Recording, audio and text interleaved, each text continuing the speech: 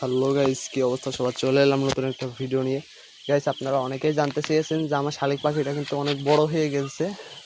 অর্থাৎ আপনারা অনেকেই আরেকটা বিষয় জানতে চেয়েছেন যে আপনাদের শালিক পাখি ছোটোবেলায় কিন্তু আপনাদের সাথে থাকতো, অর্থাৎ আপনাদের বাসায় থাকতো, কিন্তু এখন যেহেতু বড় হয়ে গিয়েছে সেহেতু আপনাদের শালিক পাখি এখন আর তেমন বাসায় থাকে না, ছেড়ে দিলে এদিক ওদিকে চলে যায়। তো এই সমস্যা কিন্তু আমিও পড়েছিলাম আগের পাখিটা নিয়ে। আলহামদুলিল্লাহ এখন এই পাখিটা ছেড়ে দিলে আমার ছাদেই থাকে। তো কিভাবে আমার পাখিকে আমি এত সুন্দরভাবে পোষা বানালাম সেটা আমি আপনাদের সাথে এখন শেয়ার করব। তো ফার্স্ট অফ অল আপনাদেরকে পাখির বাচ্চা নির্বাচন করা শিখতে হবে। দেখুন, আমার পাখিটি আমার ঘাড়ের উপর উঠে গিয়েছে। তো আপনারা শালিক পাখির 12 থেকে 20 দিনের বাচ্চা নির্বাচন করবেন। সবচেয়ে ভালো হয় যে আপনি 10 দিনের বাচ্চা নির্বাচন, কিন্তু আপনি সেটা আপনারা নতুন যারা আছেন তারা কিন্তু বাঁচাতে পারবেন না। আর দ্বিতীয়ত হলো শালিক পাখিকে খাবার দেওয়া। শালিক পাখিকে খাবার দিতে হলে শালিক পাখিকে আপনারা নিয়মিত অনেকবার খাবার দিতে হয়, যে ছোটোবেলায় অন্তত ম্যাক্সিমাম 8 থেকে 9 বার খাবার দিতে হয় ছোটোবেলায়। আমার পাখিটা যেহেতু এখন নিজে থেকে খাওয়া শিখছে, এই জন্য এখন আর তেমন দিতে হয় না। তো শালিক পাখিকে কিন্তু এরকম খাবার দিতে হয়। আর শালিক পাখিকে আপনারা যখন বড় হয়ে যাবে তখন শালিক পাখিকে একটা নির্দিষ্ট এরিয়ার ভিতরে রাখবেন, নাহলে কিন্তু শালিক পাখি মনে করেন, যদি আপনি অনেকেই বলতে পারেন যে শালিক পাখি নিয়ে ঘুরতে জানে হ্যান ত্যান, এগুলো করলে কিন্তু শালিক পাখিরা হয় কি যে মনে করেন শালিক পাখি ওই জায়গায় আপনাকে পরে খুঁজতে যাবে, গিয়ে যদি না পায় ওখান থেকে হারিয়ে যায়। এটাই হচ্ছে মূল কথা। তো যে কথা বলছিলাম, শালিক পাখিকে আপনারা সময় দেবেন বেশি বেশি। মানে আপনি যদি যেখানে আপনি বেশি সময় কাটান সেই জায়গায় আপনার পাখিকে আপনি নিয়ে যেতে পারেন। ধরেন যে বাংলাদেশের ম্যাক্সিমাম মানুষ যারা আছে তারা বেশিরভাগ সময় বিকেলটা ছাদেই কাটায়, বিশেষ করে যারা শহর অঞ্চলে। গ্রামেও আছে অনেক মানুষ, কিন্তু গ্রামে যেহেতু কর্মব্যস্ত মানুষ তারা কিন্তু অনেক সময় পারে না। তো না পারলেও সমস্যা নাই, যারা মানে আমিও কিন্তু তেমন একটা সবসময় ছাদে থাকতে পারি না, শুধু বিকেল টাইমটা থাকি।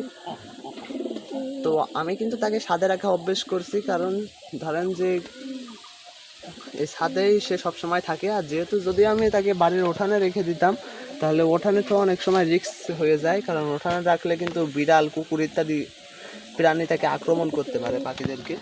তো সবচেয়ে উত্তম হলো ছাদে রাখা ভালো, এই জন্য আমিও ছাদে রাখি। এবং ছাদে কিন্তু সব সময় রাখতে হবে। আপনি চাইলে কিন্তু ছেড়েও দিতে পারেন সারাদিন, সমস্যা নাই। যদি আপনার সেভাবে পোষা হয় পাখিটা, ইনশাল্লাহ ছাদ থেকে কোথাও যাবে না আপনার পাখিটা। আর শালিক পাখিকে সবসময় মানে ভয় দেখাবেন না। অনেকেই আছেন যে শালিক পাখি মনে করেন হাত দিয়ে জোর করে মানে আটকে রাখেন, অথবা ধরেন যে শালিক পাখিকে ভয় দেখে এরকম করে ধরেন, এই যে মুঠো করে দেখতে পাচ্ছেন শালিক পাখি, এতে কিন্তু অনেক আঘাত পায়। আঘাতের কারণে কিন্তু শালিক পাখি পরে আপনার কাছে আসতে চায় না। তো শালিক পাখিকে মূলত কথা হাতে নেওয়ার অনেক একটা নিয়ম আছে। অনেকে আবার একটা নিয়ম দেখায়, এই যে শালিক পাখির সামনে হাতটা এইভাবে দিবেন, দেখবেন যে নিজে থেকে উঠে গেছে। এই অভ্যাসটা কিন্তু ছোটোবেলা থেকে করতে হয়, বড় হলেও করা যায়, সমস্যা নাই।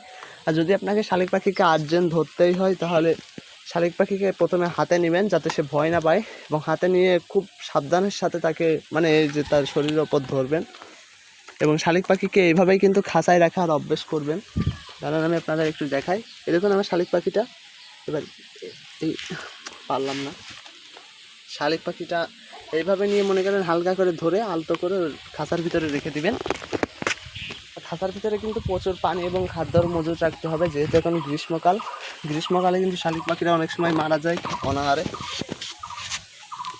তো এই দেখুন আমার শালিক পাখিটা কিন্তু পুরো বড় হয়ে গিয়েছে, যেহেতু এখন পালক ওঠার মানে ইয়ে চলতেছে প্রক্রিয়া।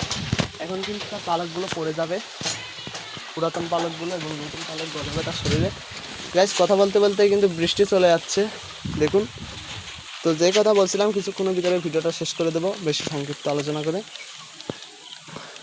দেখুন, আর পাখিরা কিন্তু এই সময় একটু বেশি অ্যাট্রাক্টিভ হয়ে থাকে, অর্থাৎ এই টাইমটাই কিন্তু শালিক পাখিকে আপনারা একটু বেশি বেশি খাবার দিবেন। মানে মাঝারি বয়সে শালিক পাখির বাচ্চাকে, এ বয়সে শালিক পাখির বাচ্চাদের হয় কি মনে করেন যে আপনি যত খাবার দেবেন আপনার শালিক পাখিটা তত বেশি মোটা তাজা হবে। এবং এই বয়সটা যদি আপনি খাবার না দেন ঠিক মতো, তাহলে কিন্তু আপনার শালিক পাখি কখনোই মোটা তাজা হতে পারবে না।